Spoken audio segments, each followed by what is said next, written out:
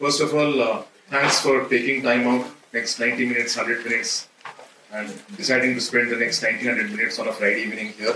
So thank you. My name is Advait Kurlekar. My colleague here is Eklavya Malhotra. We represent a consulting company called Apohan Management Consultants. And for last many years, we've been doing this program called Between the Lines. As always, a lot of new faces here. So for those, for their benefit, let me explain what this is. Basically, every month we identify a book that is a good book to read. And one of the common questions asked is, how do you choose the book? That remains a mystery. So, and then more often than not, the book is recently published. This was published last year. And then for people who have been attending, they know Eklavya presents a fantastic summary of the book. And depending on the topic of the book, we invite people from the industry and I moderate a panel discussion on the topic. So I always assure my panelists that they don't need to read the book because there will be no question on the book because book only sets the context. And we've been doing this for some time now and we decided it's going to be a free and open for all kind of program. So this session today is our 111th session.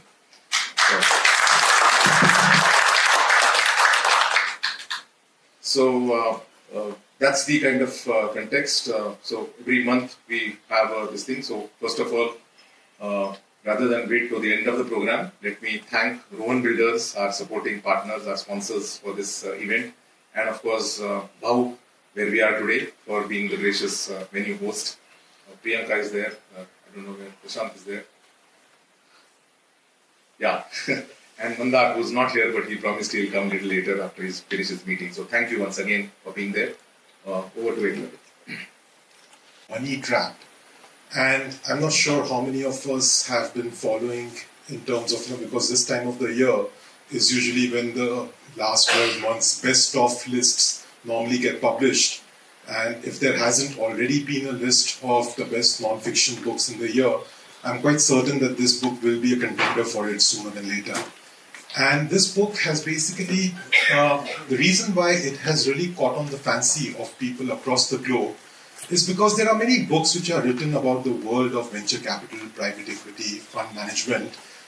But I think not since maybe the late 80s when Michael Lewis wrote his very first book called Liar's Poker, which took us behind the scenes at Solomon Brothers, and for the first time, I think, at least for me, when I read it, that was the first time I came to know about junk bonds and everything else. I think there was a bit of derivatives also thrown in for good measure.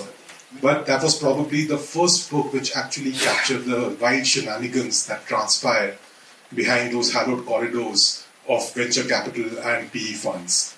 And nearly, more than 3 decades after that, here comes a book which actually not just takes us behind the scenes, but gives us like a front row seat, up front and center stage, in the world's biggest fund, SoftBank, the Vision Fund, whose CFO and strategy head was Alok Sama, who is the author of this book. Now, a bit about Alok Sama before we dive deeper into this book of corporate intrigue and other such things which are probably unheard of when it comes to Wall Street. Now, the thing with Alok Sama is that he probably typifies or he embodies the great Indian or the great Indo-American dream. So, grew up in Delhi in the early 70s, late 70s, and moved to US in the, I think about 1983 or 84. He was somebody who was anyway pretty excellent, like the academic side of things over here in India also. He went to St. Stephen's, he was majoring in mathematics, and that's when he met a professor of statistics from Wharton who came and basically cajoled him into leaving India and seeking the greener pastures of US, basically sold the American dream to him and convinced him that with his kind of superior math skills, he'll be able to easily command a salary of around $40,000, $50,000 per year. So the lure of that money and the chance to put his math knowledge into a practical sense of application through the world of finance is what sends our protagonist across the shores to the big bad world of US. Now, that's not exactly how he starts the book, because what Alok has also done is a few years ago, at the ripe old age or ripe young age, depends on how you look at it, of 58, he decided to enroll into the New York University to do a 2-year master course in creative writing before he went on to write this book. So the man's skills are extremely well honed. So that's the reason why when this book, I hope many of you have also purchased a copy of it from outside, the very first thing which greets you when you start reading this book is a setting which is straight out of some Jeffrey Archer or Robert Ludlum novel. It doesn't feel or read like a piece of non-fiction about something as dull, drab and boring as the world of venture finance. So the book starts with him walking out of his London office on a cold, chilly morning in London. Okay, maybe cold chilly was not required. It was just a morning in London. I think that's how all mornings over there are. And he heads to the Claridge's Hotel and he has a clandestine meeting with 2 ex-Mossad agents who he is planning to hire to basically find out who has been running a multi-million dollar smear campaign against him to oust him from his job. And then it proceeds to detail out the manner in which these Mossad agents show to him photographs taken of his family, of his children, his wife, even his dog, playing in the garden. There are very candid photographs which have been taken of his family members in various stages. And all of this is basically shown to him to convince him that somebody is out to get him, somebody wants him out. And they ask for $1 million to basically help him out of this sticky situation. He's accompanied by his company lawyer, and after these Mossad agents take his leave, he turns to his lawyer and asks, what could they possibly want from me? Why are these people targeting me? And the answer, which basically forms the crux of the book, is that you are a person, you're one of the few people in the world who controls billions of dollars, so obviously people are out to get you. And that's the money trap in a nutshell. The false illusion that somebody actually controls money to the extent that they can dictate where it goes, how it comes back, in what manner does it come back, and whose pockets basically get lined with that money later on. And that is basically what he's trying to set the record straight through this book, that the biggest trap which we all fall for is this pursuit of wealth.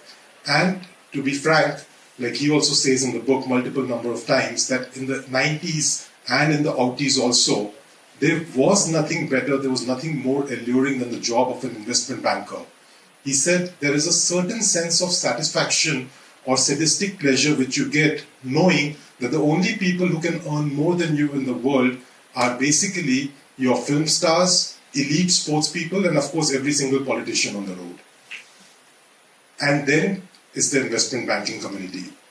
So he talks about basically through this book, this entire sort of facade which has been put up around the world of investment banking and also in terms of venture capital funding, of how these guys actually control economies, but in reality they are as vulnerable as anybody else, and they are also as susceptible to risks which are internal, external. They go through those same feelings of self-doubt, imposter syndromes, and more importantly, they're constantly moving with a target on their backs. But the difference, which is why this book has been creating so many waves since it was published earlier this year, is that probably nobody else has managed to do this with such a deep sense of pathos and hilarious anecdotes to couple that with. So while it's easy to basically fall down a spiral of self-pity and make it seem like, oh, you know, earning $200 million a year in bonus is actually not that great. It comes with a lot of sacrifice and physical toll, psychological toll. But that's not what he's trying to do over here. He's actually trying to show that come what may, he cannot stop himself from pursuing that wealth, that power, that status, because he says that this is basically similar to the kind of things that he used to indulge in when he was in Delhi during his formative years, when he would be smoking weed in the Stephens canteen with his group of friends and saying that this shit is weird, or this shit, it's the good stuff. And he said that's exactly the feeling you get when you're on Wall Street. It's a drug which you cannot let go of, and that's basically the chronicle of his entire life story. Now the other thing is that it also introduces us to two other people who are the most enigmatic people in the world of finance, Nikesh Arora and Mayasan San. Mayasoshi San is basically the founder of SoftBank, and his rise to the top and then to the bottom and then again to the top is something which has probably not been lucidly written about or has never been written about with a first person account till date. This is the first time that somebody takes us into his empire and literally takes us into his house, into his office, and into his mind to detail out how this person exactly has managed to do what he's done. And what you get out of this is a very intimate portrayal of somebody who is perhaps one of the most reclusive billionaires on the planet. And on the other end of the spectrum, you have Nikesh Arora, who is, I wouldn't say reclusive, that's maybe the wrong word, perhaps he's the exact opposite of that. One of the more flamboyant CEOs of Indian origin, who back in the day, for many years in a row, used to always be right there on top, number one in terms of the CEOs of Indian origins with the highest pay packets. It's almost blasphemous to imagine that when he was poached from Google by SoftBank, he was offered a compensation package of $73 million plus bonuses, plus an assurance that he would succeed Maya Sansan as the CEO of SoftBank, which of course never materialized. And that's again one of the underlying premises of the book in terms of what went wrong over there. So essentially what the book basically takes us on is this journey from Delhi, moving on to Wharton, his early days over there, and then we get into this world of investment banking where he starts off with Morgan Stanley. And again, that entire piece of working at Morgan Stanley in the late 80s, early 90s, when deal making was at its peak. And incidentally, he was working in the TMT practice, so technology, media, telecom practice, which I think we can all imagine how it must have been booming in those days. And all of that culminates with him setting up Morgan Stanley's office in Delhi, the first office that's set up in India. And I must confess that this book also has a lot of cameos by other people that it almost feels like he's name dropping. And it doesn't get bigger than this when he says that on one of his visits to Delhi to set up the Morgan Stanley office, he was accompanied by the board member Dick Cheney, who had just finished serving as the Secretary of Defense and wanted to basically see if he can add any value to Morgan Stanley by being on the board and if he can get them to open up markets, new markets in developing countries. And then there is a very hilarious anecdote of basically the two of them sitting and bonding in the Oberoi Hotel over a breakfast of sambar, chutney, dosa and idlis, which Cheney was relishing, and Dick Cheney asking Alok Sama to explain to him how exactly derivatives work and what was the reason why Procter & Gamble in the previous year had to declare a loss of $157 million on account of wrongful hedging in derivatives. And that also he was on the board of. So basically, the story takes us into sort of these private conversations with billionaires, with politicians, heads of state. There are a lot of Bollywood, Hollywood celebrities who show up for good measure. And all of this makes for a heady concoction. It almost takes you into that world of investment banking and literally gives you a flavor of what it must have been like during those deviant times, during the times when, like he says, that at Wall Street, self-pity, introspection, or being very self-aware was very similar to what lunch was at Wall Street. It was only meant for the wimps. 16-hour workdays were not an exception. He said 16-hour workdays were the norm, and he said that he thrived on it. And there's also another very telling statement which he talks about, like he gives the example, I forget the name, but I think it is somebody called Spencer Schumann, who was the CEO of BuildBetter.ai, one of the bets of SoftBank, who told him once that I regularly take LSD because of the pressure that is created by the investors. And he goes on to explain it by saying that the pressure which they put on us as founders, as people who are creating a new economy, a digital first economy, is that they expect us to be extraordinary. And we are not born extraordinary. No investor wants to back a normal founder. No investor wants a straight-jacketed company. No investor wants to put millions behind somebody who doesn't have an edge about them. And he says that I regularly take LSD and I basically dabble in drugs just so that it keeps me on that thin razor edge between genius and crazy, because that's what they expect me to be. So that's basically the kind of world in which he operates. And what Alok Sama actually does is that he doesn't just thrive, he doesn't just survive and thrive in this world, he actually makes a big enough name for himself that Nikesh Arora comes looking for him. And that's when the story basically starts to take a turn for the better or for the worse, depending on whose shoes you're looking at it from.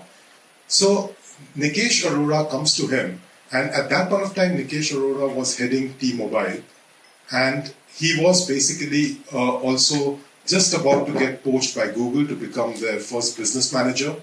So he became a close associate of the Google co-founders, and that's around the time when he basically came looking for somebody whom he could trust, who could basically add some value when he goes around shopping for those multi-billion-dollar deals, when he looks at companies that he's trying to acquire. And at that point of time, Alok was the guy who was basically referred to him.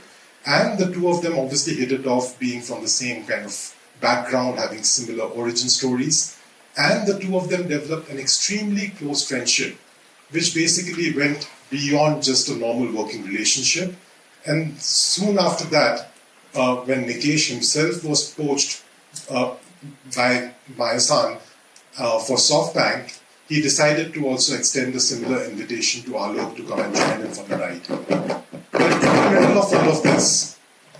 But in the middle of all of this, there was a lot of sort of upheaval which was going on in the world, and this is also the time when the internet boom and the bubble burst, and that's the time when SoftBank, I think they were at about $60 billion valuation at that point of time, which came down to peanuts overnight.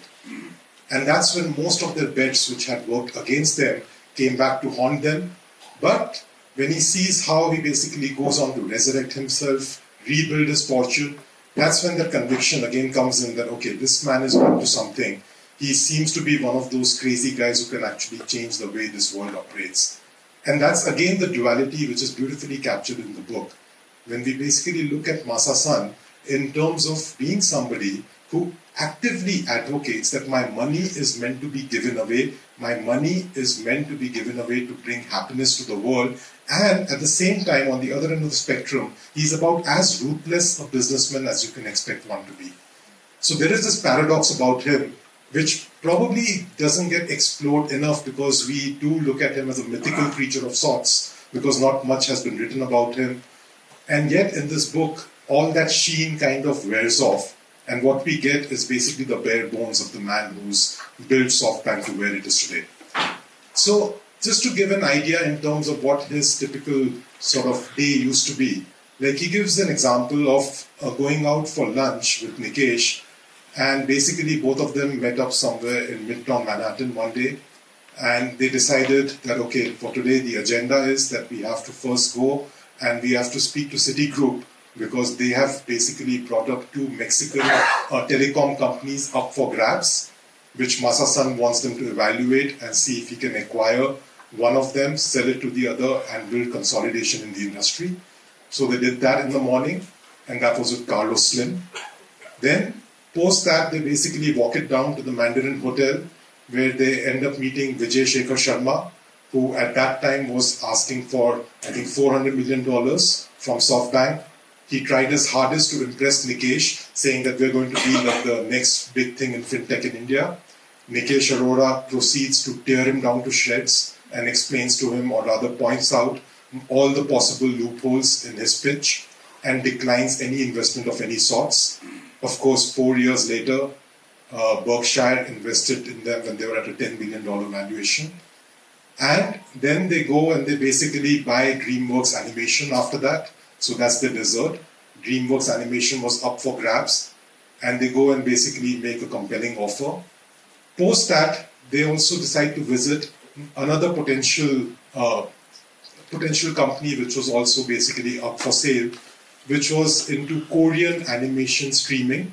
So they went over there, understood the business model. All of this is way before K-drama became popular, but Nikesh Arora understood that this has some potential, decided to make a pitch for that. They bought it before the deal, within the 1 hour or something, which they spent with the founders.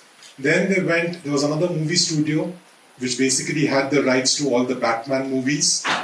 They went over there, decided to take a 10% stake in that. And by that time, it was evening time. So they went for dinner and proceeded to not talk shop. But in a day, they managed to write more business than most of the biggest funds would have written in the last decade. And that was just one day at work for them.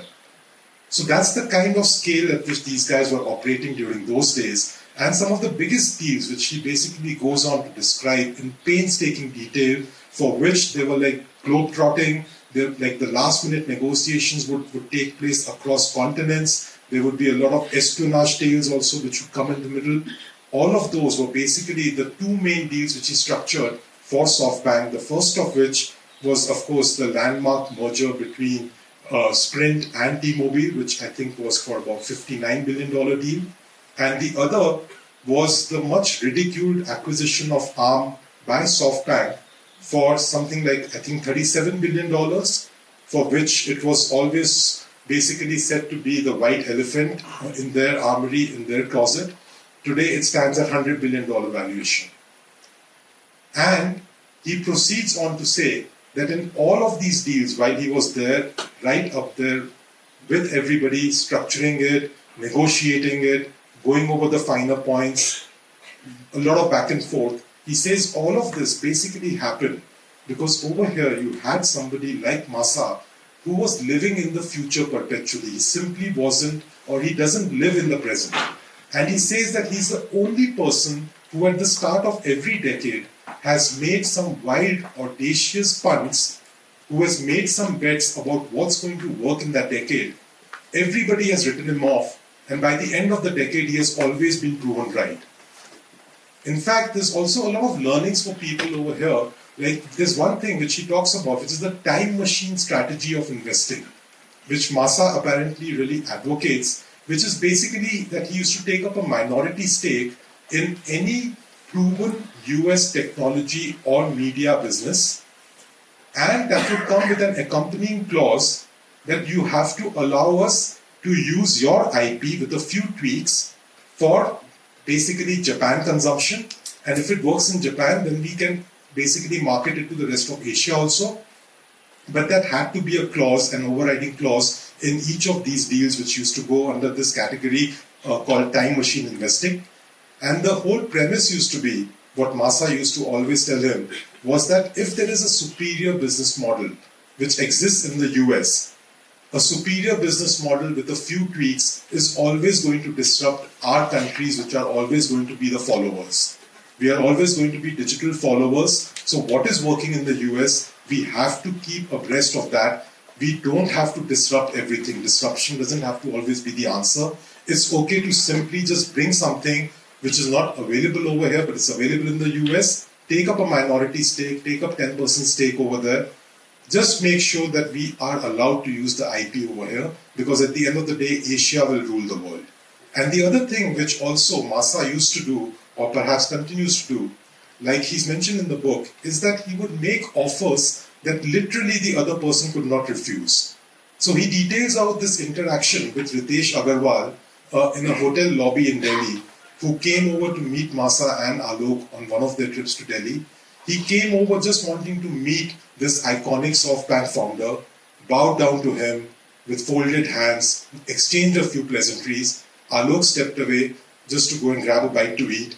He comes back after 5 minutes, and then Masa comes beaming over to him and says that please give him $500 million.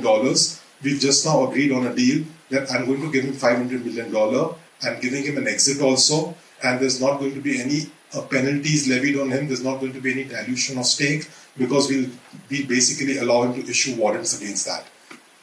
And Ritesh was just standing over there looking dumbfounded, and later said, but I never came asking for money. And then Alok had to explain, that's what happens when you meet Masa-san. You don't want it, but you really can't say no to it, because he makes you such a compelling offer that you really would have never thought in your wildest dreams somebody could have done that. Masa proceeds to go on and tell Alok that Ritesh is this boy, the first time that I've seen someone who reminds me of what I used to be at that age when I was 18, 19 years old, as a Korean growing up in Japan, not having all the opportunities that other people around had probably access to, and yet having that fire in the belly. Then there's also, I wouldn't want to let the cat out of the bag, because that's worth reading in itself. But the way in which he strikes the deal with Bhavish Agarwal for Ola, that itself is basically worth the 600, 700 rupees that you might pay to buy this book. So all of this is something which we otherwise perhaps would not be privy to, because you never really, in fact, I had to Google this and it was confirmed that he had to retain the services of one of New York's top legal firms before he actually started writing this book. Because it makes you wonder that how could any of this be let out for public consumption? How can we know all of these behind the scenes sort of insights and the deal making which takes place? Because you can imagine that he must have been bound by some very stringent NDAs when he walked out. And the answer is that yes, he had all the legal help, but again, sort of spoiler alert, he never tells in the book who was behind the smear campaign or what happened with the Mossad agents. And if you want to know who did it, again, I don't think I should be saying it in a public forum, but basically just Google smear campaign, Nikesh Arora, Alok Sama, and you'll get the answer. But that itself will make you go down this rabbit hole, which will make you wonder, how did all that happen? What must have been the reasons behind this? And that's where you basically need to pick up a copy of the book. So it's not something which, like I would say that we get access to every so often, because you don't really get to understand what goes on in the minds of the movers and shakers of the industry. But one thing is for sure, that some of these things, it makes you also realize that, frankly, and like he also probably acknowledges multiple times in the book, that money really isn't everything. Sometimes it simply isn't worth all the pressures, all the problems that it brings along with it. And like he also says, that sometimes it's only to basically keep on feeding that illusion that you are actually in control, whereas, like he says, none of them are actually in control. And the other thing is that, again, one thing which also comes up very strongly is that at the end of the day, it's all about an ego game. And as he puts it in the book, he says that we all want to be winners. We all want to be the heroes. We all basically want to be the character in our story who goes back home with the big wad of cash, with the beautiful trophy wife and everything else that comes along with it. But at the end of the day, who is willing to play that vital yet thankless role of a loser?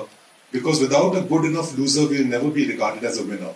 And he says all of that changed on the 9th of August, 1995, when the Netscape IPO came out and the world was never the same again.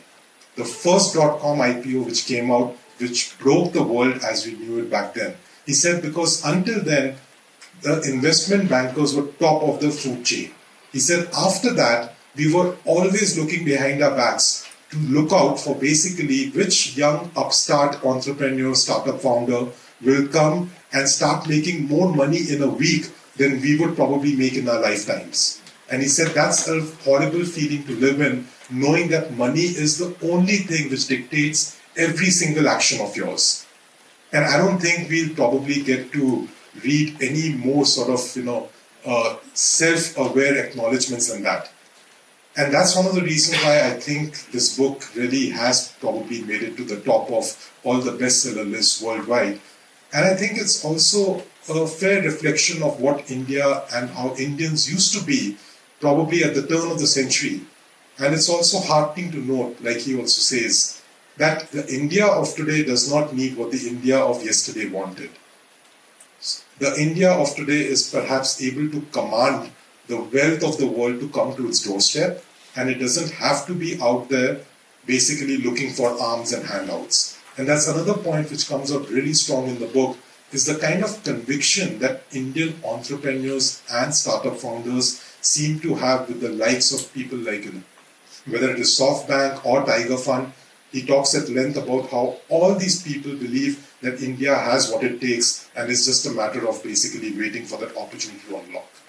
So I would strongly urge everyone, if you have the time over the next few days, I know it's the holiday season coming up, pick up a copy of this book, because there are very few books which you will get to read which will make even something like derivatives, short selling and everything else seem so interesting, and if I may use the word, sexy enough to basically learn more about. So that's all we have in terms of the book. And now moving on to the main feature of today's session, the panel discussion. Over to you. Thank you, Graham. Formally introducing our four panelists. We have two veterans from the, what should I say, startup industry and two startups. Uh, all four of them are obviously, given the topic for today, funding fundas. All four of them are related to funding. Two of them are funders, investors, having exited their own successful startups. And two of them are people who have got funding. I don't want to get into details of from where and all that will come up with the story. But please join me first in welcoming. I'll start with you, Vaishnavi. Vaishnavi Kulkarni. CEO of Business. Her startup is into, she's a PhD in molecular biology and something which I don't understand from SPPU, nanotechnology and molecular biology. And her startup is all about maternal and child healthcare kind of thing. She is largely a woman-led, woman-run kind of startup. So here she is, Vaishnavi, thanks, welcome. Joining him is Nitin Gupta, CEO and founder of Lightbase.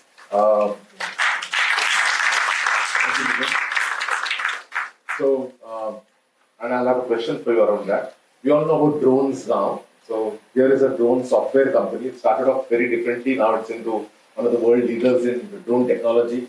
They have their drones operating in 50 or more countries all over the world, including defense and whatnot, things which we can't tell in a public forum. But thanks for coming here. Incidentally, many years ago, as part of TIE Pune, we had a worldwide competition which we were supporting entity data. And he became the India winner. He went to Tokyo and he became a global winner. Akash Sureka, serial entrepreneur. His portfolio of investment is more than 100 startups. He currently used to be managing director at JP Morgan, to which he sold his company. Before that, from a corporate career, name any big company like Nokia, Motorola, Microsoft, Persistent. He's been there. And at least two of his startups, one of them he sold to Persistent and other to Software AG. So he's been on both sides of the business, and therefore it's great to have him here. Thank you so much. And last but not the least, Guru Doyen of the startup ecosystem in Pune and of TIE, Vishwas Mahajan,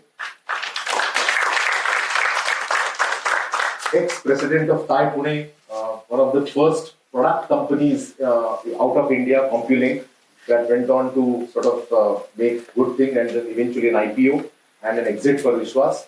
He's been the founder president of TIE Pune. He's been involved with a lot of mentoring and investing in startups. He was on the global board of trustees of TIE globally and currently on the board of TIE Foundation. If there's more, we'll complete this discussion. Normally started with Vaishnavi, but since we talk of drone, I will start with you, if you don't mind. Many of us would have read about, I think, a week ago that there were these large number of drones flying over in various skies in the US. And FAA, US Army, Pentagon, everybody has raised their hands saying that no, we don't know where these drones came from. So, Nitin, do you have any inside track that you can share on a public platform? I know it's being recorded, but that's why So thanks, Advait, first of all, for having me here. Just a clarification, we don't work on defense or anything. We are purely a commercial drone software company, and we don't work on hardware. It's only software or intelligence algorithms to automate drones for purely commercial purposes, nothing to do with consumer and nothing to do with defense. Okay. Now coming to your question, I mean, from whatever we know, it was definitely not an Iranian drone or Iranian mothership and all of those things that have been percolated. So that is just like fear mongering for some whatever political gains or other things. So it has not yet been established what exactly it was, but it was either a commercial activity or a government activity, US government activity, not some other government activity, because those drones cannot really be operated by other governments in those remote areas. And those are fairly like commercial kind of drones. Those are not defense or anything. They had lights on, so a foreign government would not put lights on their drones, right? So you're not ready to share any juicy gossip yet, okay. But on a more serious note, maybe you can start with beyond what I have said. What is Lightbase about? And tell us about your journey, because it was called differently. Your operating model was different, and now you're doing something very different. So quickly take us through your journey so that we all understand, and then we'll come to the funding part. Sure.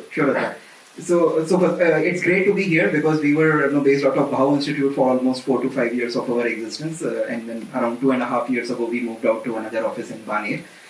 So coming to our journey, so it started almost 10 years ago, and when we started, commercial drones were still a very very new thing. It was like people were just starting to imagine what drones can do in the commercial space. Because before that, drones were being used for hobby purposes or for defense purposes, but commercial applications, that is where industrial uses of drones in inspections, in like mining, construction, public safety, all this was just being imagined. In India, even now, commercial use is very, very limited. But if you step outside of India, drones are being used for all kinds of commercial applications.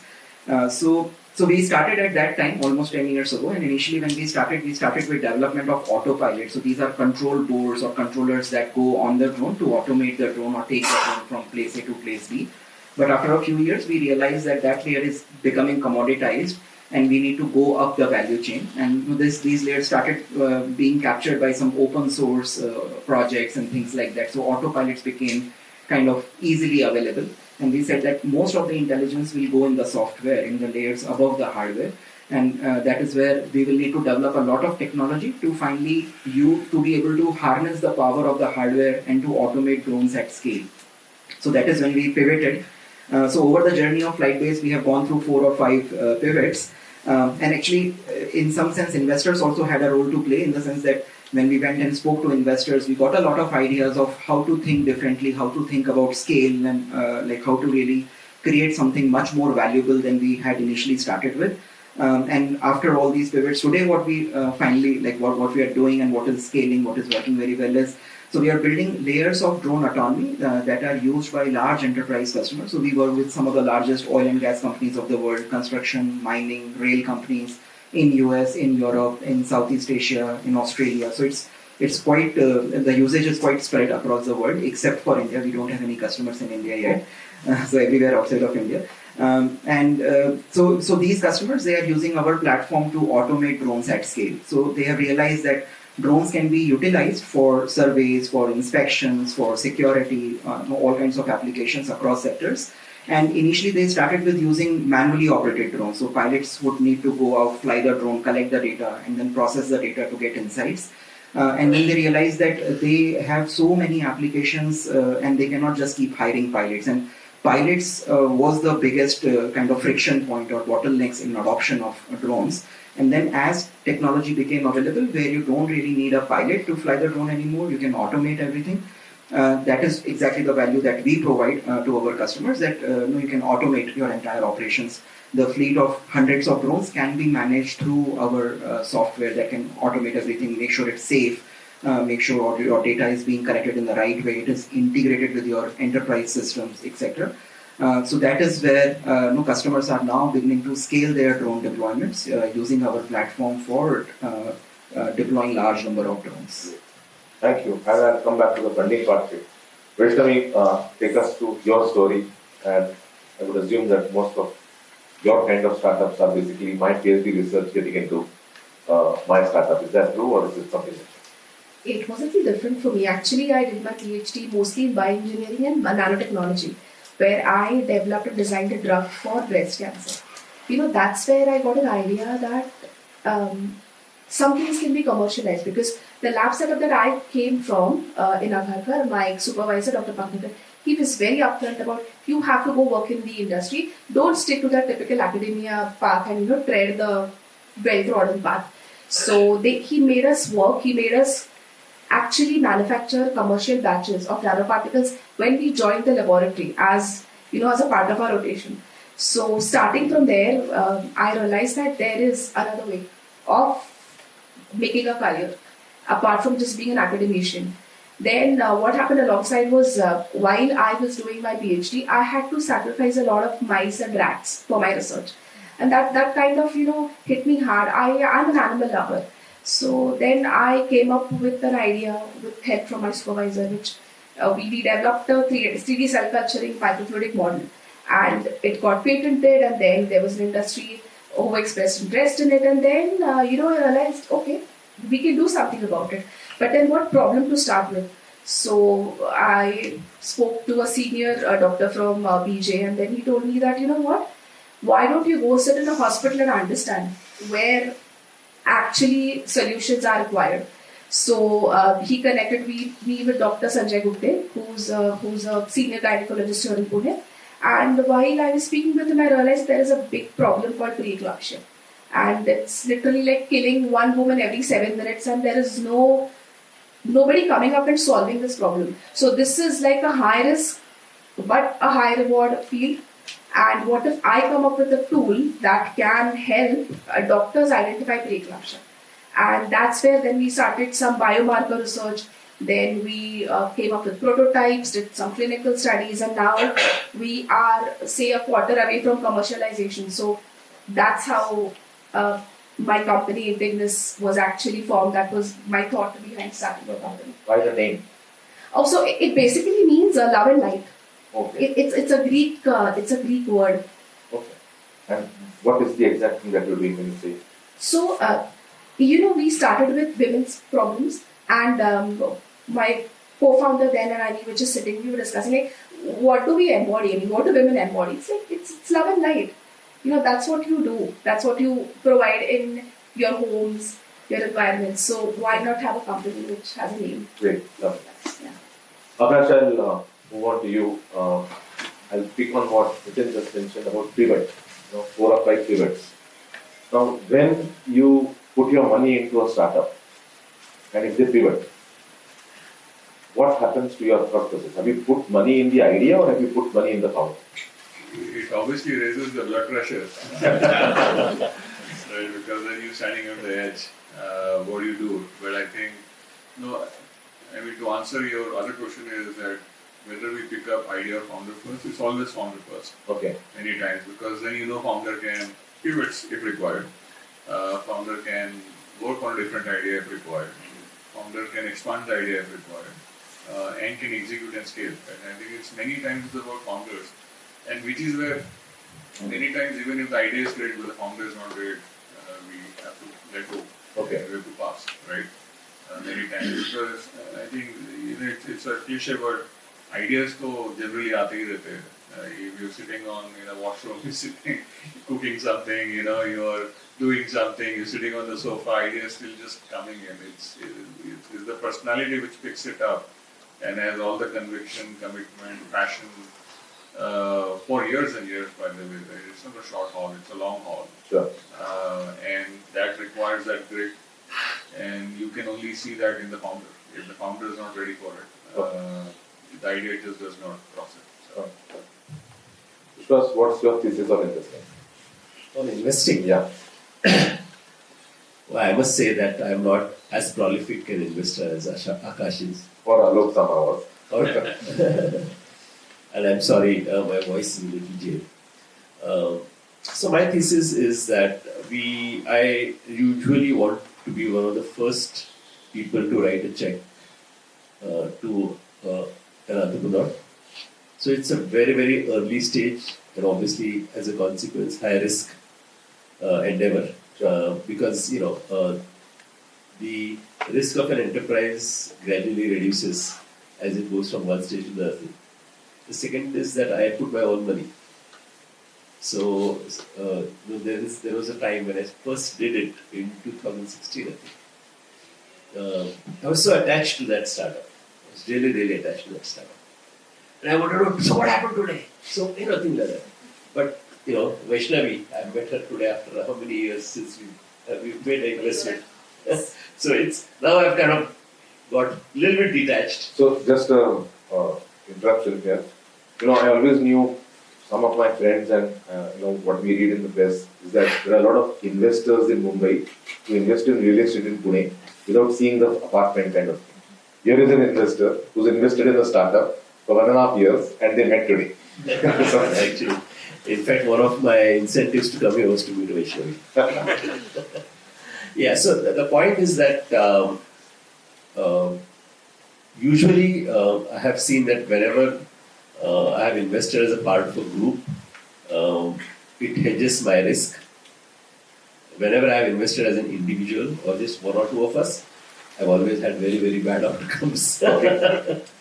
So that's, I don't have a particular philosophy, as he rightly said. Two things work for the founder, but also the market. Because if the market is not going to be good or promising or large, at the end the market will win, regardless of the founder's capabilities, is what I feel and I have experienced. So, the market and the founder, yes, those are the two things. Great. Akash, with your kind of portfolio, I would assume, and don't get me wrong, that it's going to be very difficult for you to know every of those 100 businesses or 70, 80 businesses occupying those 100 kind of things. So, how do you take that decision to invest where you are not so fully conversant with the industry or things like that? I mean, something she mentioned, other than English language, I didn't understand much. So, how do you do that? I'm sure you would have faced such situations. No, that's right. I think when I started investing, I stick to my core, which was tech. Right? Yeah. So a lot of my investments were AI and tech? B2C and B2B. No, not necessarily AI. Yeah, okay. It's been I'm doing from a long time now. And I founded my first tech in 2011. I knew it was very early. I didn't want to spend my money on somebody else again. But no, so it was B2C and B2B both.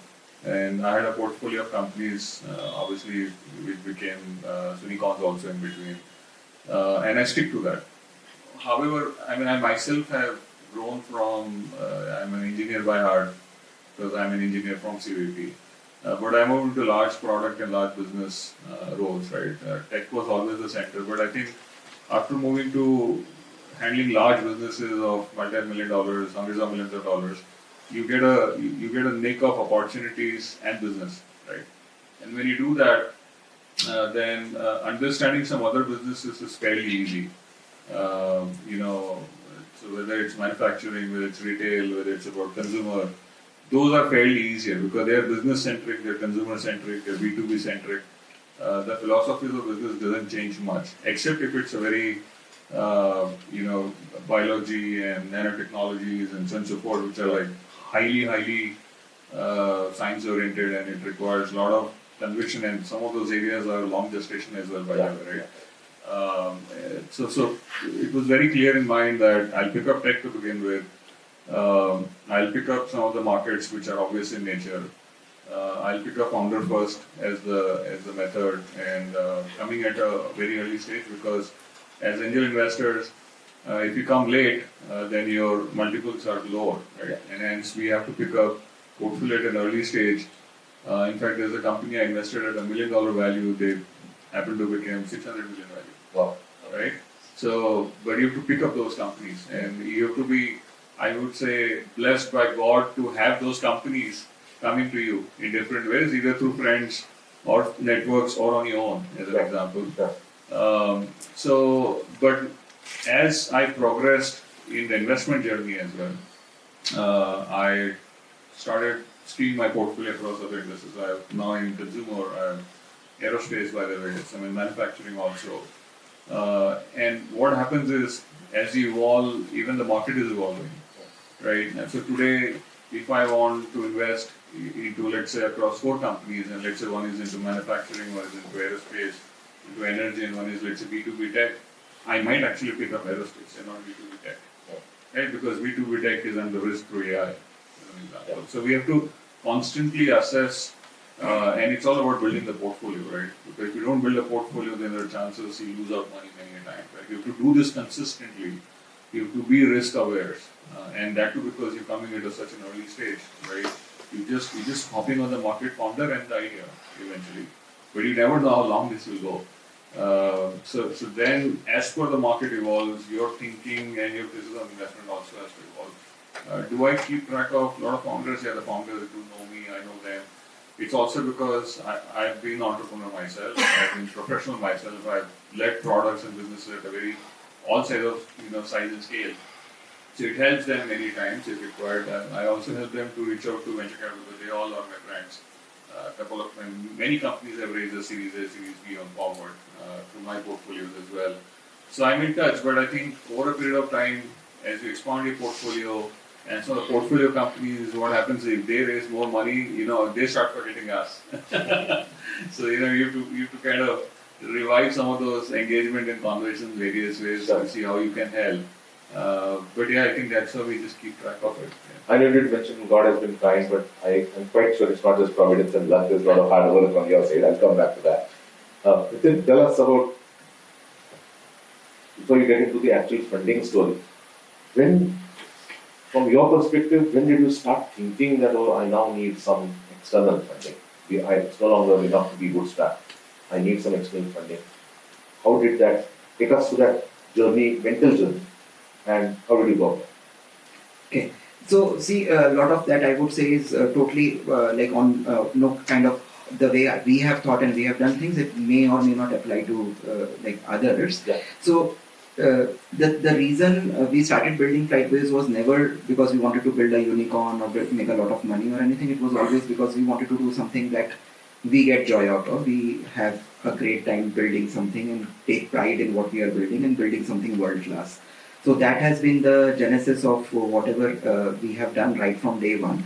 And actually, when I started, I did not even know what funding is. I did not know what a startup is. It was always let me do something that I enjoy doing. And because there were no job opportunities where I was getting to do those kind of things, I started working on something. Okay, let me just work out of my bedroom and build something that I have fun building. So that is how it started. And for the first almost, I think, first 3 years or 4 years, it was all bootstrapped because I had no idea, of. Why did you get into because you're an aero engineer?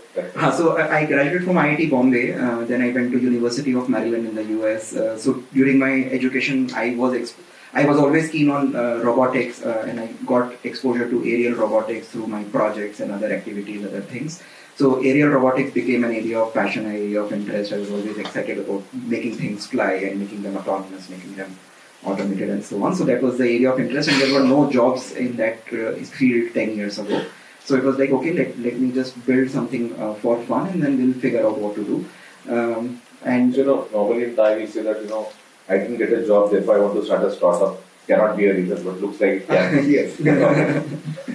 So yeah, because I was particular of what I wanted to do. I did not want a job for the sake of a job. Yes, I mean, I was working somewhere before that, but then it was not fun, and it felt like a waste of my time to do something if I'm not enjoying it. So decided, okay, we'll figure out how to make money later, but let's do something that is interesting. And then, one thing led to the other, and then found some customers who were interested in what I was building, started selling. So right from day one, it was a bootstrap thing, and we started generating revenue very early on because whatever we built, we were able to find customers for it because we put it up online, and there were communities and forums of people who were like-minded, who were also looking for those autopilots or control boards that we were building. So we started shipping it to them, and these were people abroad in US and Korea, Australia, who wanted that kind of hardware that we had built initially. So we were generating revenues. We started generating revenues, then used that money to hire people, etc., etc. So I had no idea of what funding anything is. And then later on, I got introduced to Venture Center here in Pune. When I got introduced, I learned what a startup is, and then got introduced to something called a startup leadership program, SLP. Yeah. So became part of that and understood what investments are, what investors, how they think, what happens, etc., etc. So it was something I did not start the company thinking about, and then learned these are opportunities or ways available to scale your business or think bigger. Because otherwise you are stuck in that trap of you can only invest whatever you are generating, and there is a certain pace of growth, but utilizing this capital, can you scale or faster, or can you think bigger? So that kind of thought process started after those interactions of meeting those people. After how many years of career? I think 2 or 3 years of starting off, and then got introduced to all of these things. And then our first investment came from actually Venture Center. So they had a scheme called NSTEDB, National Science and Technology Entrepreneurship Development Board. So it was a government scheme where startups could apply, and they would fund a certain amount against equity. So again, I had no idea of what investments are, what things are. We just learned about that program. We made an application there, and we were selected. So we were, I think, one of the first investees to receive that investment at Venture Center. So that was the first seed, not grant. This was seed. This was seed, not grant. So there was equity funding. We ended up diluting quite a bit. Later on, we had to do something we had to kind of buy that out in order to fix it, because later investors, we learned from later investors that we had kind of made a mistake there, but we were able to fix it later. So that is how the initial thing started, and then fortunately we participated in some competitions, events, became part of TIE. So TIE became another good source for learning methods through TIE.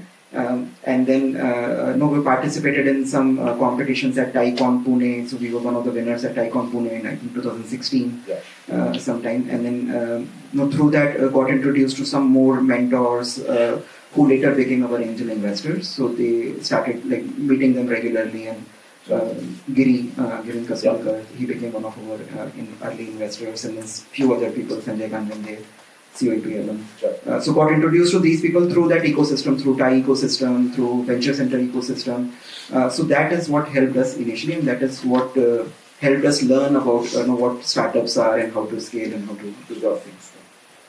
What's your story in terms of when did you start thinking? So basically, if you have a biotechnology company, money is a huge consideration. Like you rightly pointed out, so the gestation period is large. So money if is your you're raw material? lucky, Money is your raw material, okay. So you start either in 7 to 10 years is a gestation normally. So you cannot sustain that long.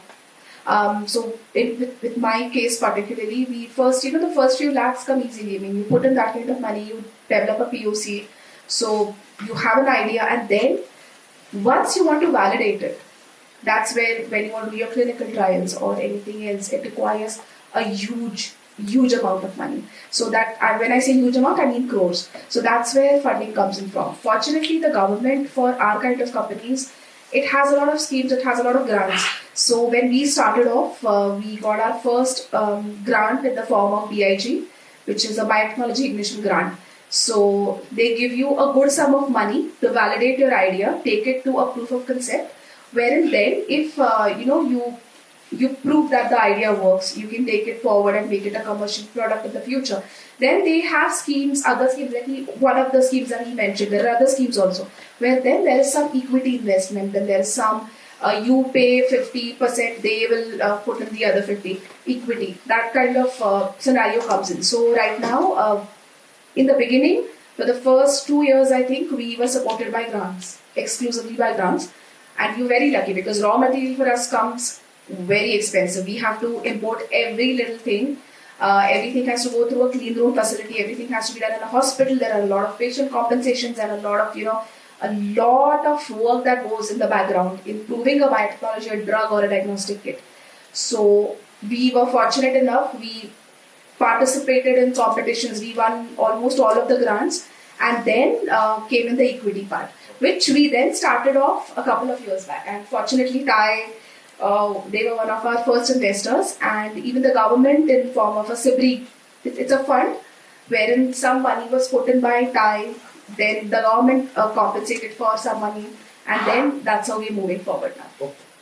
So a lot of support in terms of grants in the initial years. Yes. And I was amazed when you said, lakhs can come easily, and not many people will sort of. Because it's that kind of a field. So now the product that we have developed, ICMR has taken it up and they are doing trials for us.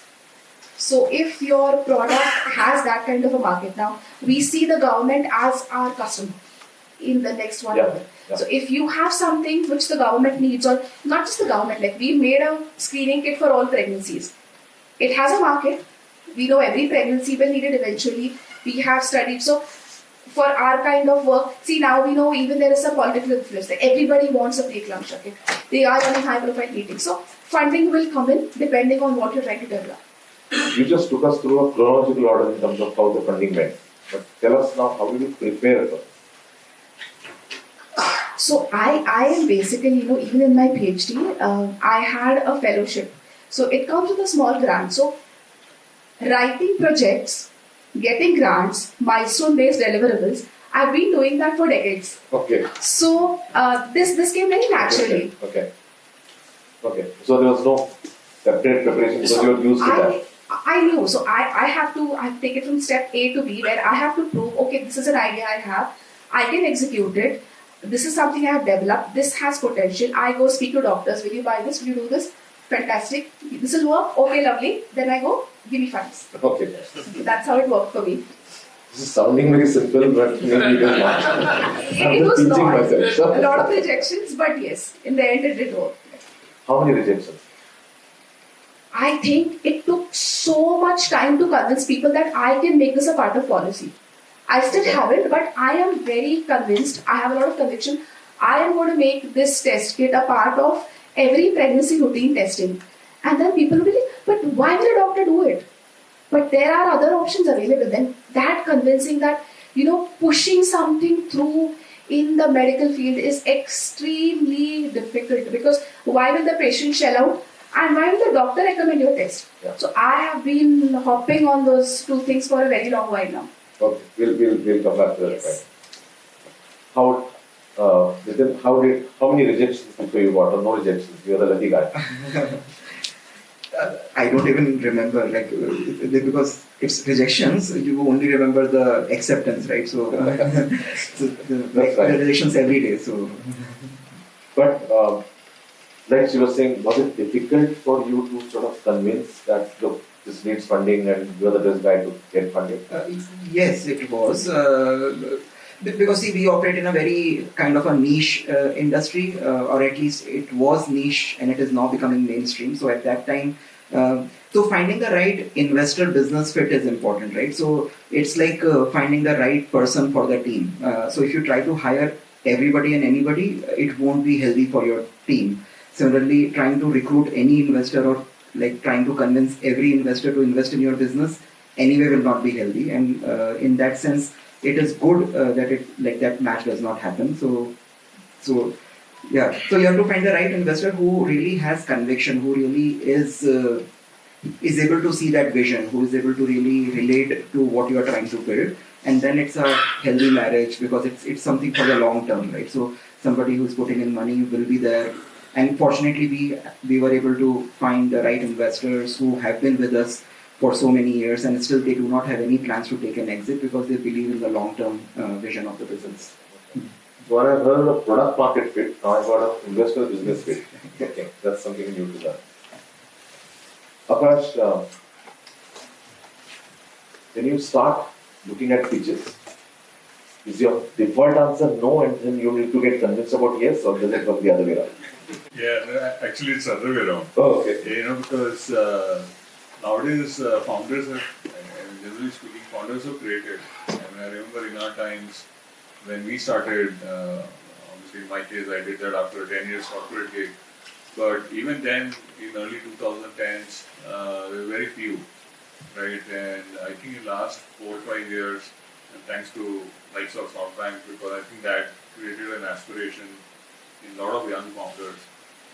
And I think the speed and of the creativity which has come out and their eagerness to solve a lot of problems in India and outside India, I think it is tremendous. And many times nowadays it actually happens that everything looks good, right? So, and then you have to start applying your all principles on the backside, that what really makes sense. I think there was this time in COVID, which is where I think you'll also see that on the chart that COVID 2021-22, in India alone, it was the highest peak of funding, by the way.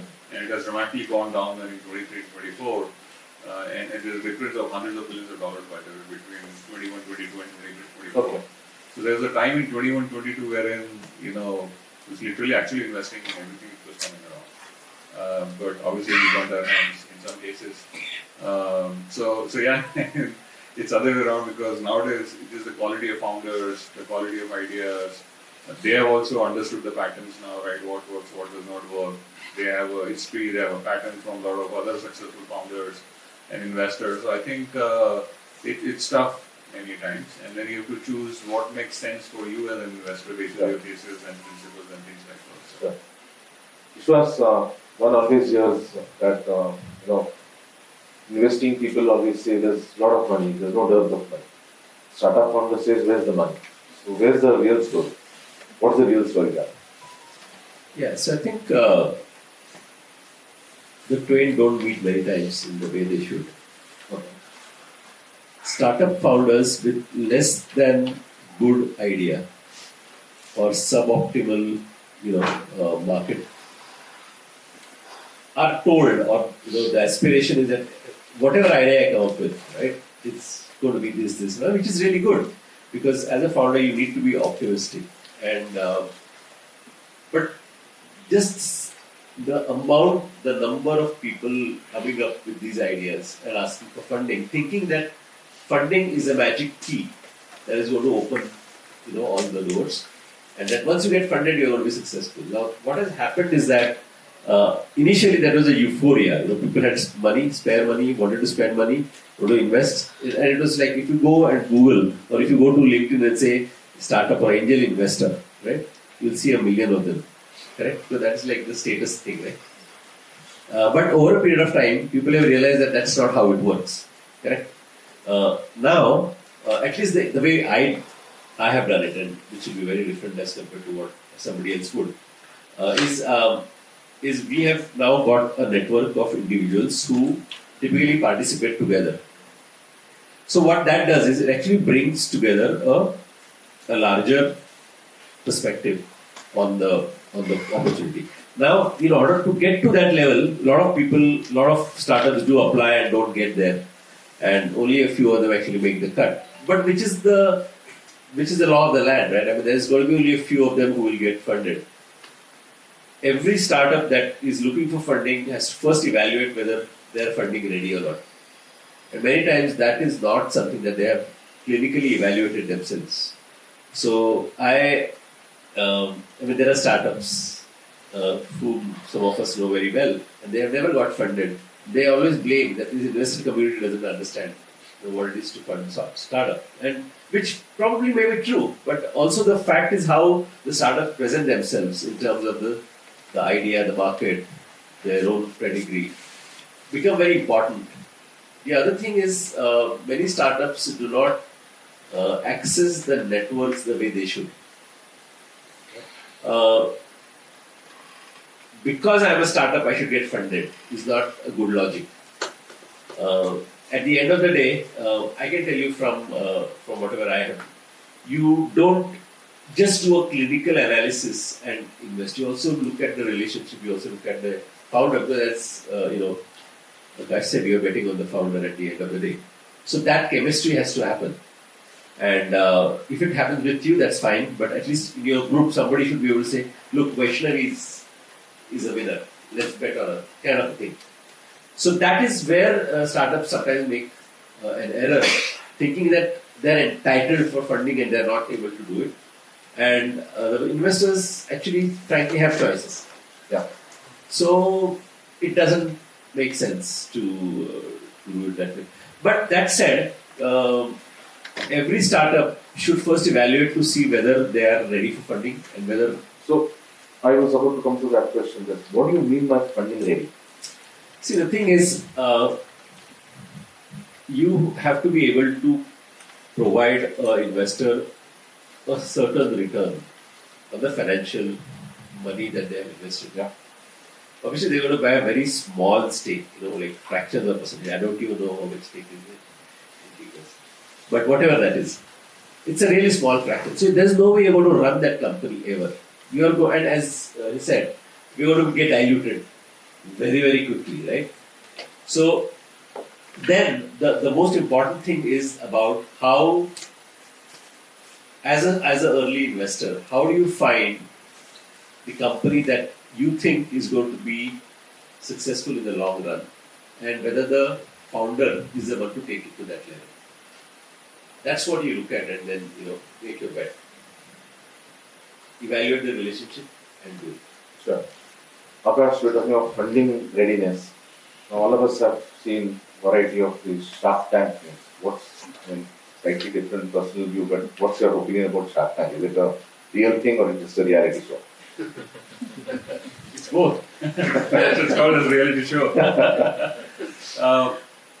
No, I think, look. Because a lot of startups now actually say, I'm a Shark Tank candidate. Yeah. And they expect you, oh, that means you should get funding. Like Correct. I'm Shark Tank, so I should get funding. And I think at one level, obviously, platforms like Shark Tank has set up, I would say enabler. I would treat Shark Tank as an enabler for entrepreneurship and not necessarily for funding, right? and which is where I think a lot of times entrepreneurs, in my personal opinion, think a different way.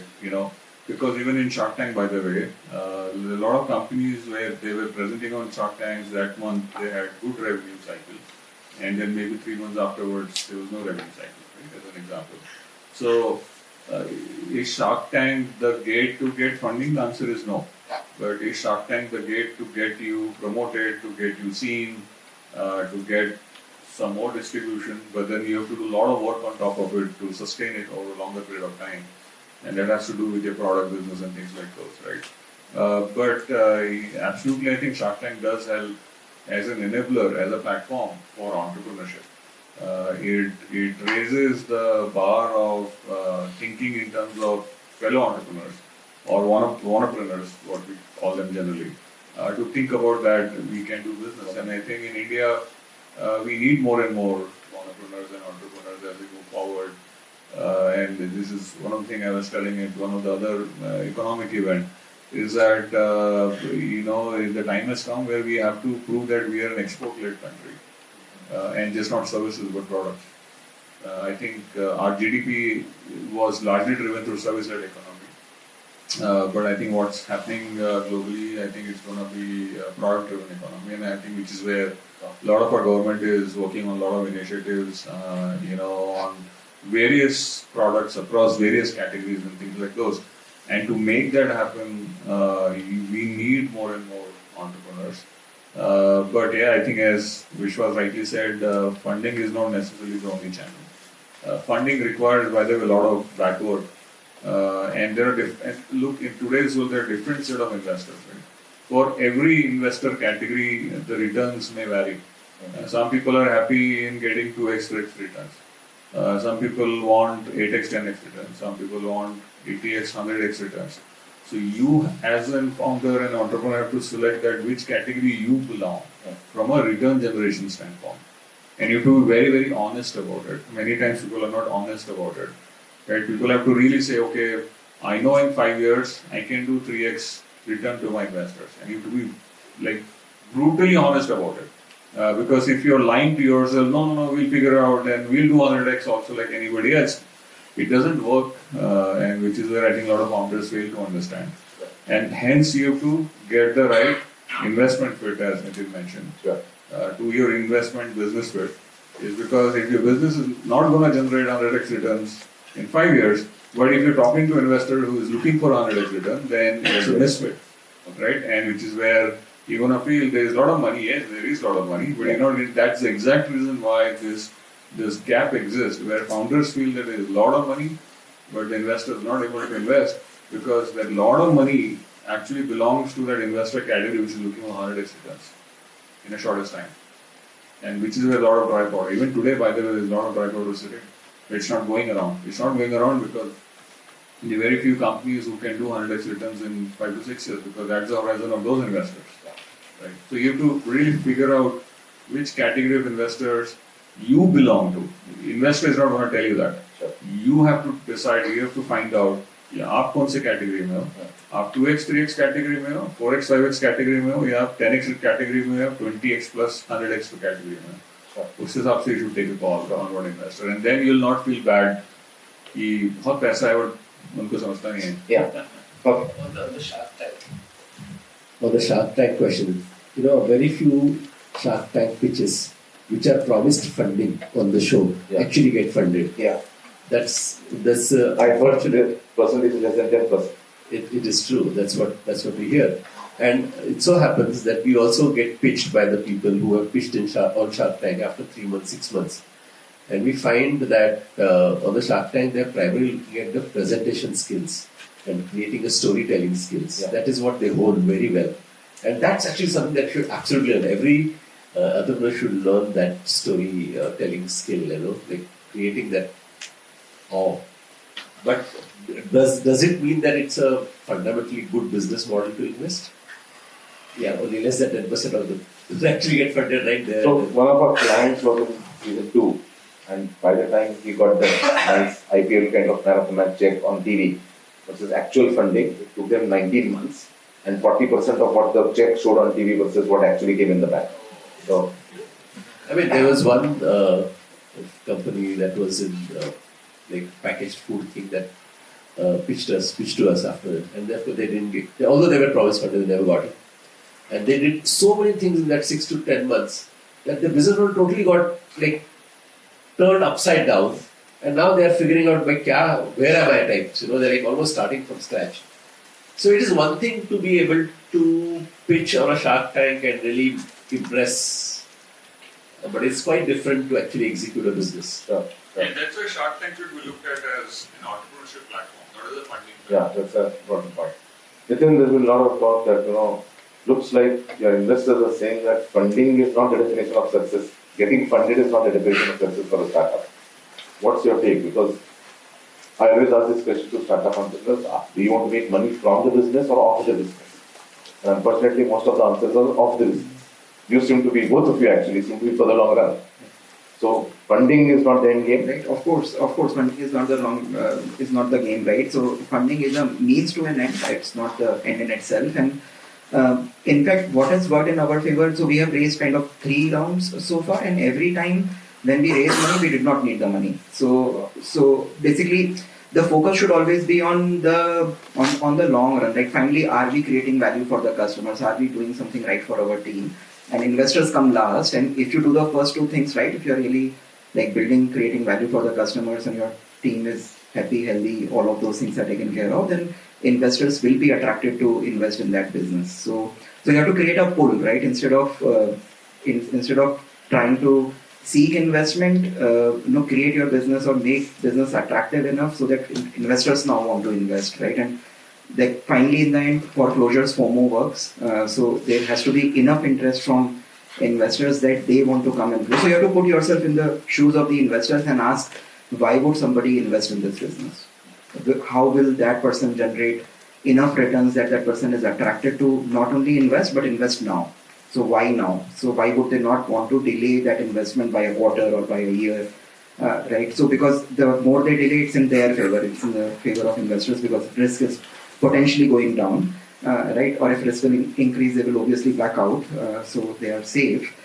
So you have to think like, why would they invest and why would they invest now? And is my business attractive enough for that to happen? Sure. You said just one. Wait. Yeah. Sorry. Just want to add, right, to your question as well, what Nathan said. I think there is this, in my personal list, there is this categorization of entrepreneurs, right? If you see our old time entrepreneurs, they were never running after funding, because they were never running after fame. Okay, they were deep necked in their businesses, sitting in the factories, moving around, taking packages by themselves, working with the laborers, and they've like spent their sweats in building those businesses. I mean, I used to tell, because I come from Marwari community, my dad was a businessman. I told him, you should have just told me that do a chips business, I would have done that. I would have been much bigger than what I am today. Right? But if you look at those businesses, I mean, look at Balaji Chips as an example. How many people really knew who was the founder of Balaji Chips? But they're running $500 million businesses, right?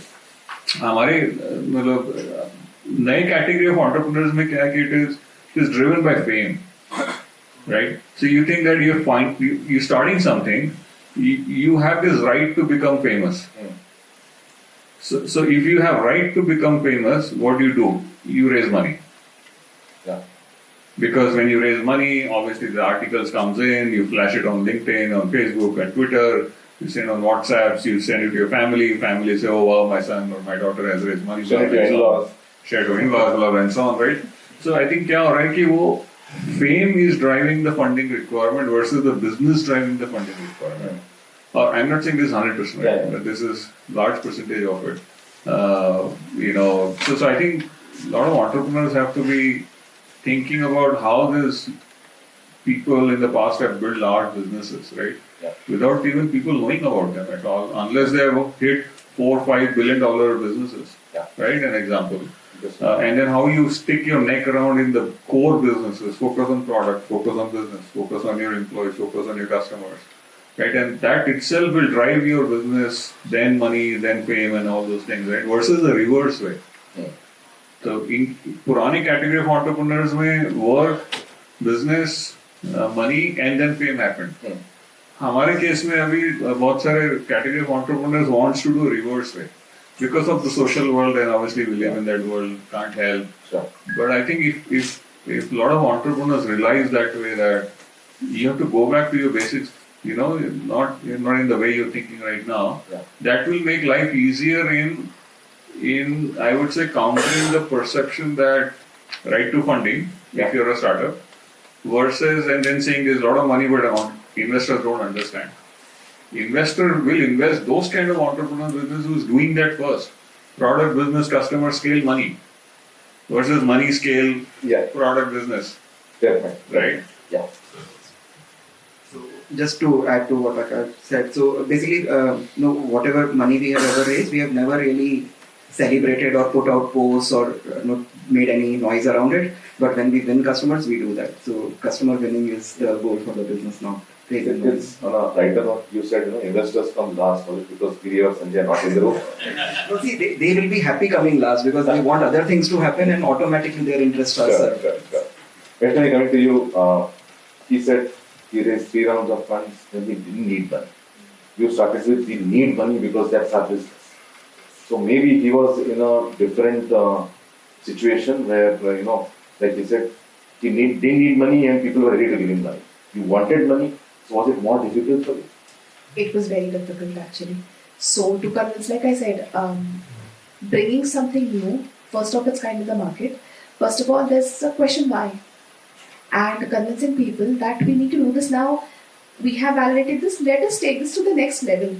To take it to the next level, the kind of money that's required, we don't have it right now. You can put in some, the government will put in some, I will put in some. But to do that convincing, it took a lot of energy and efforts for me. So In the beginning. getting funded on a concept is much more difficult. Very difficult. How did you go about it? What was your worst nightmare which kind of event? Well, it didn't go up until there. Okay. There was no nightmarish kind of event. But what happens is, when it comes to money, like you rightly said, it's somebody's money. They're not just going to throw money in your idea unless it has a proper foundation. There is like Sir said, there is a market. There has to be a market, and you have to be able to convince people that there is a market, put in money, and I am capable of doing it. So, Okay. And any easy runs that you had? That, oh wow, you're surprised that this went smoothly. oh yeah, there was just one thing in this entire 6 years, which was, one day we were just suddenly handpicked by ICM, and I don't know where they got a whiff of what we were doing. That was the only place where, I did not have to struggle. I did not have to go. With ICMR? struggle. Yeah, and that too with ICMR. So Okay. then they were like, okay, we will fund your clinical trials. So that came as a windfall. Oh, that was, Just, yes. yeah. So when I said we did not need money, it did not mean literally. So what I meant is, Star gets applied. so what I meant is, see, Suddenly you realize it's being recorded. So see, as a founder or as a business, you go through these ups and downs, right? And there are times when like you are in a situation where you are wondering, will I be able to make the payroll, right? So you are in such desperate situations, and it has happened multiple times with us. The thing is, in those desperate times, are you now thinking or working on raising funds, or are you investing your time in working with customers and getting those customers to pay for what you have to offer? So that is where our bias has always been, that whenever we are in such situations, let's not spend time over investors, because in such situations, investors will not come to your rescue. Right? When a business is not doing well, investors will not come to your rescue. So don't invest time on investors. Go and build the business. Actually, like, find a way to sell something to the customers. Get customers to see the beauty of your products. That is an easier problem to solve. And when you have generated enough money from customers that you have a decent runway, now investors will be interested in putting the money in your company. So, Jokes apart, isn't, like getting money when you don't need, when you're not desperate for money, isn't it the best way to get money or best yes, time to get money? exactly. So that was the point I was trying to drive. I did not give proper context. So basically, when you are running out of money, don't go after investors, go after customers. That has been our learning again. So it may not, of course, Vaishnavi's case will be very different, because she needs time to generate money, and like money generation itself will take time. But in our case, we were fortunate to find ways to generate money at every stage of our company, and every pivot that we did, we were generating revenues, we were generating money. Sure. So we did that, invested all our time and effort into finding ways to generate money and come out of that problem, have enough runway, and now see if we can raise money for the long term. Sure. So money raise was always done for the long term prospect, not for the coming out of some short term problems. Fair enough. Okay. I'll just take a pause here in case anyone has any question before I start. Yes. I would like to ask the two investors, like, how do you plan your, let's say, annual business plan for a year in terms of selecting startups or making investments? I have 20 crore, where do I give away 20 crores kind of thing? So. Well, as I said, I run a very small portfolio. What I do is X amount of money is set aside for investing in startups. And sometimes people say that investing in startups is like a charity money because you don't expect it back. But you do that, you keep aside because at the end of the day you are committed to the cause, and you know that some things will work, some things don't. Having set that money aside, as a group, we will find opportunities so that we can pool in that money and put it in a few promising startups. So basically what you do is, in this kind of a thing, when you're really early, like you're writing the first check, especially in businesses such as Vaishnavi's, which has a long gestation period, you actually are not, you're not a fund, right? So you're not answerable to say I have to return money in 6 years, 7 years, whatever it is. Right? It can go on for a long time. So that is good because then there's no pressure on you, and it's a money that you mentally have kept aside without thinking that there's going to be something coming. If something comes back, well and good. Like for example, there's one opportunity that we had invested maybe 4 years back. Now we're getting a secondary exit. We never expected, right? So suddenly we get a message, are you first round guys interested in exiting because there's an opportunity? No, why not? So what I'm trying to say to you, and there are other extreme examples as well, but you do try to keep aside a certain amount of your money and find a way to pool that money as a group and find opportunities to invest. So to use a term, are you NAV positive? No. Okay, not yet. No, because excuse me, NAV is a very No, I'm just saying equivalent kind of thing. So net are you positive kind of thing? Yeah. So I think I would say that the promises are good. Initially, as I said, it was like really minus. We are coming to somewhere here. Hopefully, we'll all work out. You had a question? Yeah. My question is for Akash specifically. So, like you said, you are also investing into manufacturing and aerospace, like those domains.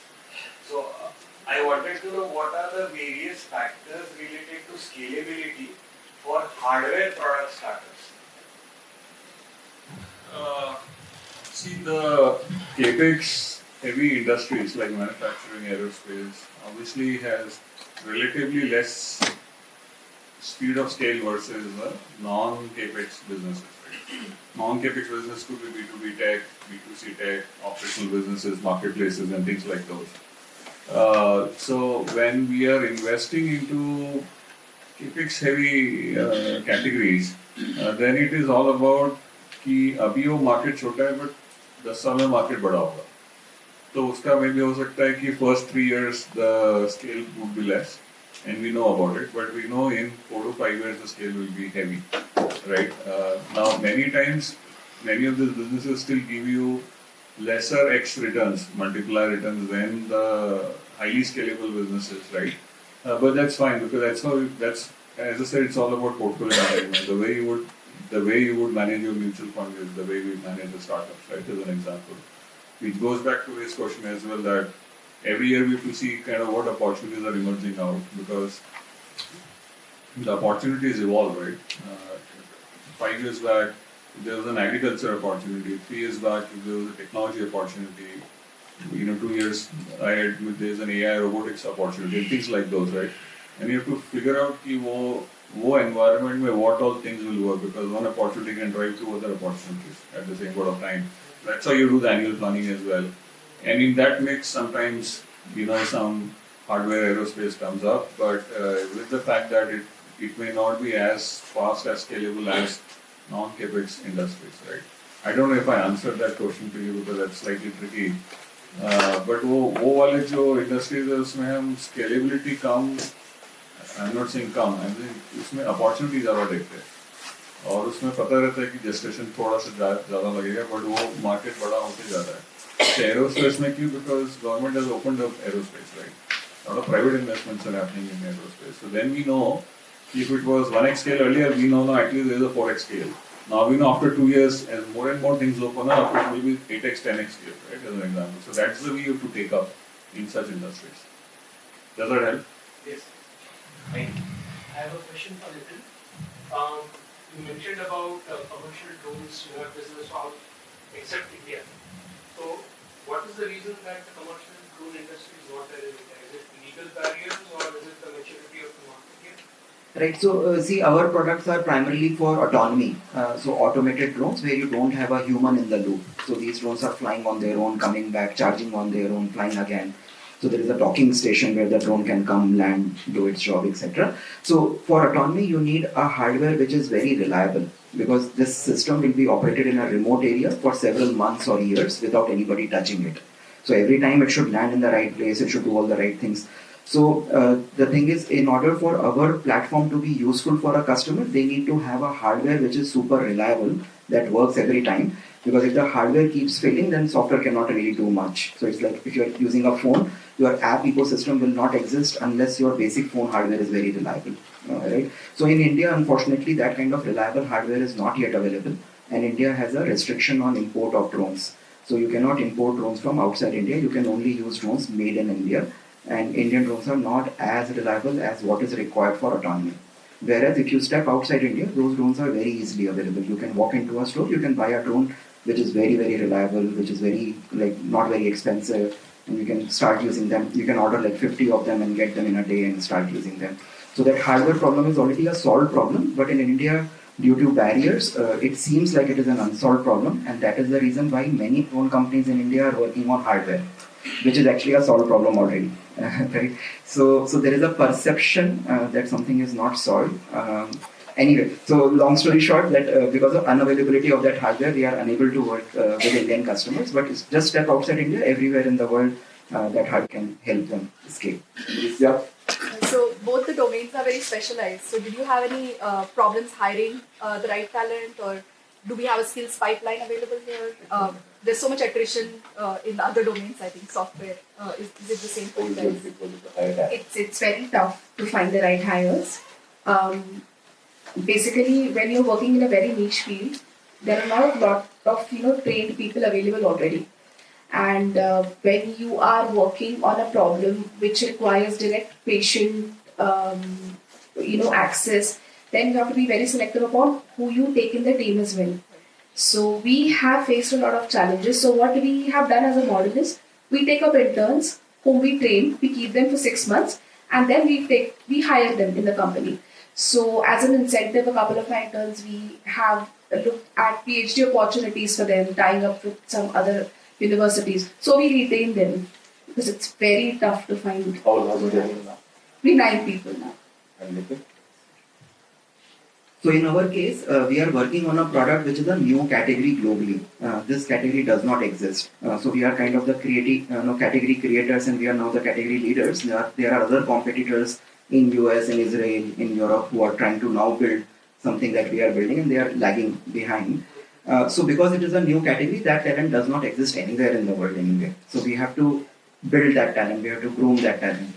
Right, and we are proud that now we have several people in the team who have become kind of global experts in what they do. So we have Vaishali sitting here, who is now the marketing expert in our industry. She is well known in the industry globally. She won the Women in Drones Award last year. It's a global award which is awarded to very few women every year. So we now have many people in the team who have become the global experts in the industry that we are in. Yeah.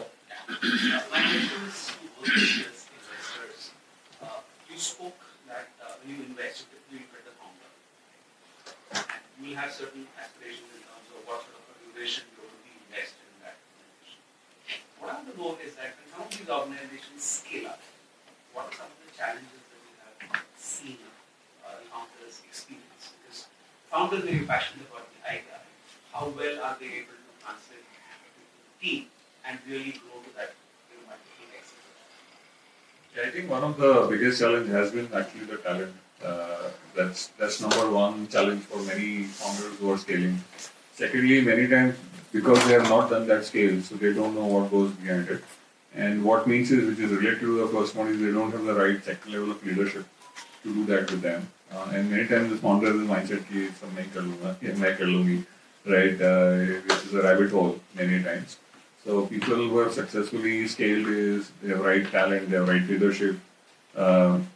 They have proactively understood their business and they're watching the business at how quickly they're going to scale. And if you have that, if you have that line of visibility, then you are proactively starting to work on a lot of things which is required for the scale, right? As an example, which is whether it's technology, whether it's about as good as maybe customer onboarding as a process. It depends on B2C or B2B, right? Your experiences, your customer support, as an example. So, in all of these areas, founders have faced challenges, by the way. And the successful founders who have the line of visibility and who knows what to do. And some people have, not failed, but they have learned on the way, and it took time for them to scale. And third, largely, is the whole mental capacity, by the way. The mental model has to be right to handle that scale. If the mental model is not right to handle the scale, then things go haywire many times. But I've seen that a lot of founders who have gone to unicorn and beyond have and had that mental model to be prepared with the scale, as an example. And those are 3 or 4 areas.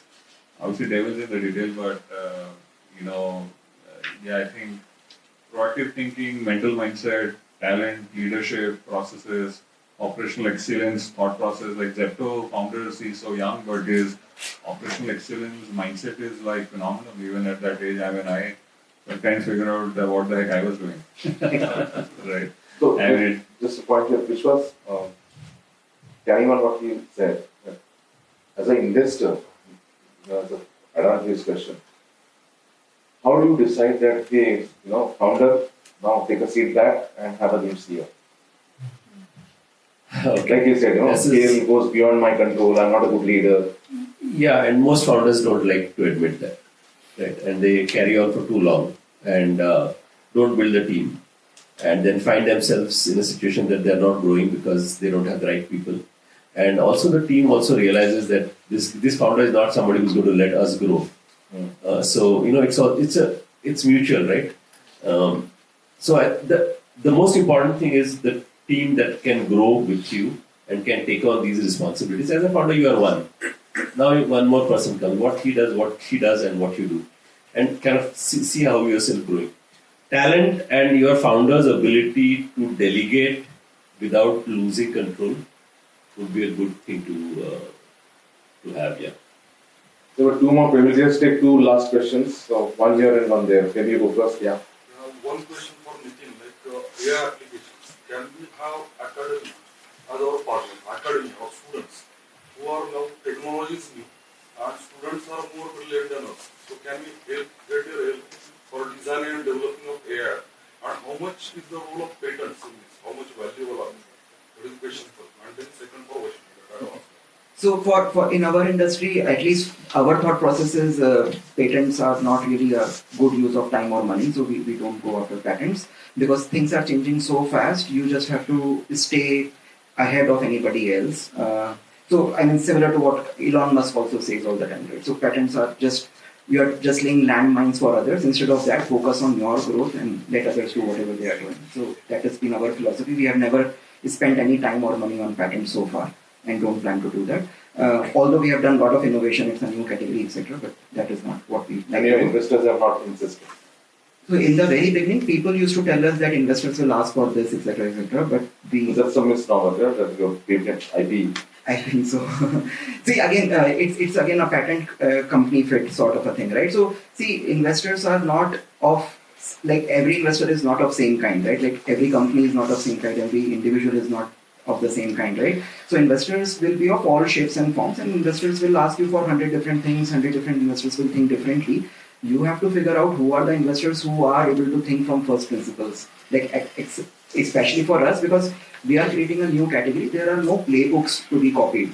And many investors try to implement or apply some playbook from B2B SaaS or some other industry, which is not applicable to our industry. And that is where it's good that they don't invest, and it's good that like we also kind of request them to not worry about it. Because it will be a mismatch in the end, right? So we need investors who are able to think from first principles, who are able to think long term, who are able to visualize or see the future with drone autonomy and things like that, and how all this will impact, etc. Right?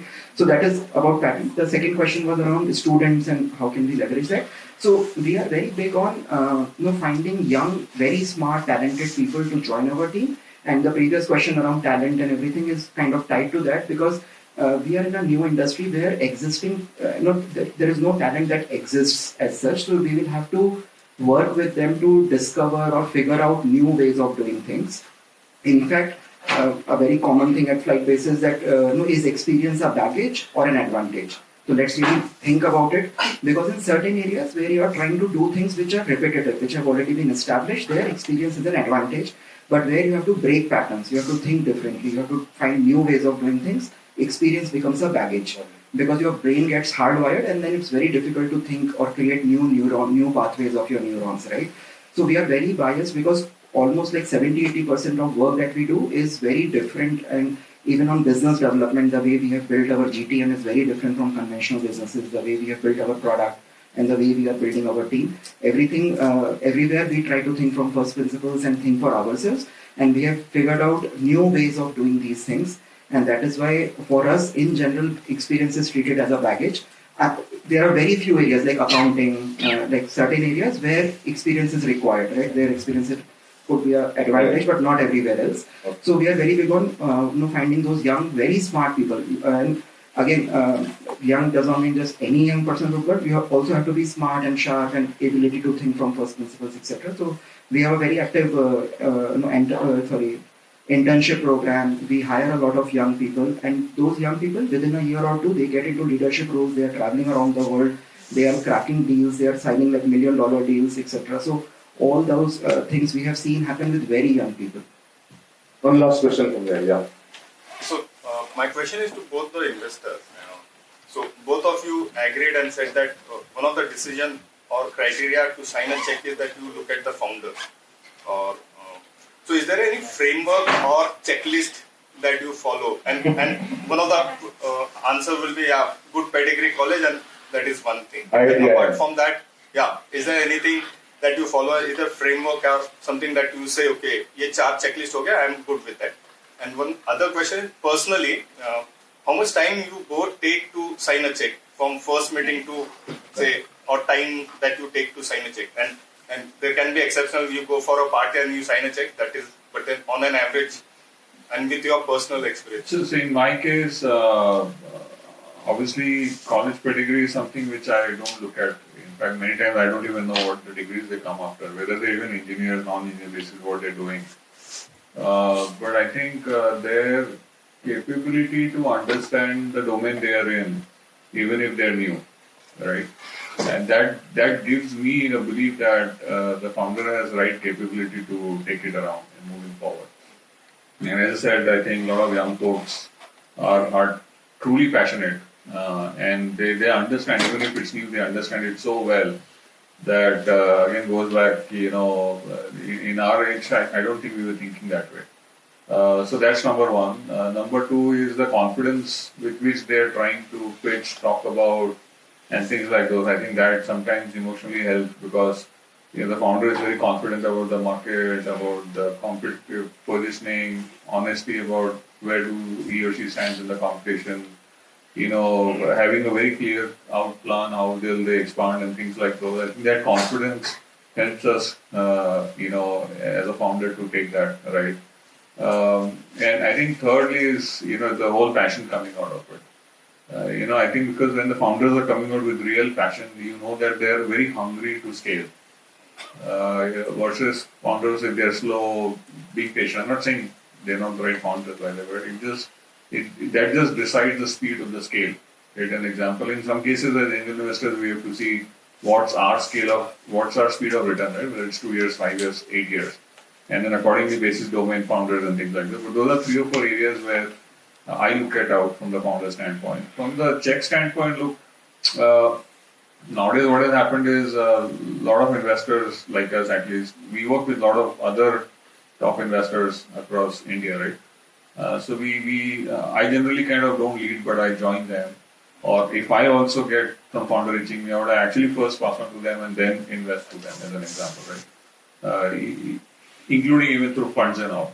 But I think from the desisting standpoint that whether I will give the money or not, not directly, but through any of my networks or the smaller funds. In my case, it's very quick. It's like, I know I will invest in this founder. So in some cases, I've decided in even half an hour call. Some of those didn't work out also, by the way. It's not that every time it has worked out, which is where I've started becoming slightly more patient that, you have to hold on your horses before you write the check. What's your checklist? No, I think most of what Akash said is it comes from a deep experience there. Typically, I will write a check within the first couple of months of the pitching that happens. And of course, as I said, as a group, the appropriate weighting has happened. If it goes beyond that, there's a good chance it will never happen. Not that this is a good or a bad strategy. It works sometimes, it doesn't work sometimes. Just that your own level of excitement about an opportunity has a diminishing return over a period of time. So at some point, then something else comes up. And maybe this is a better one to go after.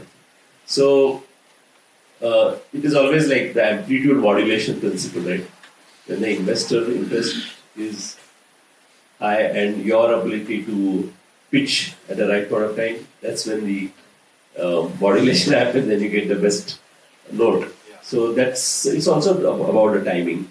It's also about the timing. There's no one rule that you can say. So one final round of one sentence of 2 word kind of answer from each one of you. One do and one don't for startup founders as investors. Yeah, so one do and one don't as far as funding is concerned, right? From an investor perspective, in the founding company. So being a founder doesn't give you a right to seek money. So don't expect that the money will be there just because you have started something. And the do is, I think, be extremely articulate and persistent about what you are trying to. At the end, the investor will identify with the purpose of what you're trying to do. That's my take. Okay. Yeah, I think do just focus on your product, business, and experience. It includes customers as part of it. Don't spend a lot of time on social on giving jams. Within and Vaishnavi, different question for you. As people who have got funded, what is your worst nightmare? What do you fear most? So from an investor perspective? Yeah, it comes with a sense of responsibility, right? So if you have taken money from someone, you want to make sure that you deliver on their expectations. So you have to be more responsible. You have to be like till you don't raise money and it's bootstrap. It's okay. It's just you. If it works, it works. It doesn't work. But the moment you raise money, there is a lot of responsibility. Final word, Vaishnavi. Basically, like you rightly said, meeting the deliverables. It is paramount. And secondly, having that kind of respect that somebody invested that money, it's your responsibility to give it back in whatever X, like it was mentioned previously. So, absolutely. Great. Ladies and gentlemen, this is So, now for the goodies part of it. From all of us, since this is a book-related event, remember we had a book summary.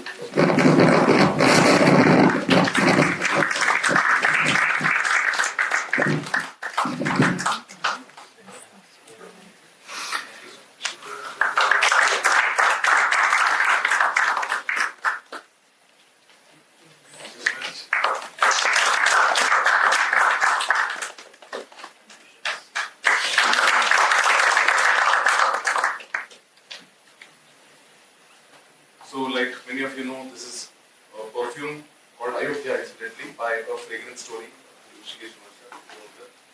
Thank you so much.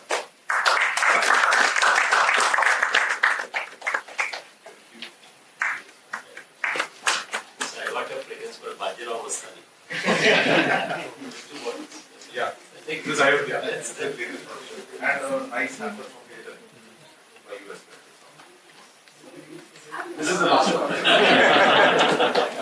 What's coming next? You would have told earlier, you would have spoken more. Thank you so much. Please give me one.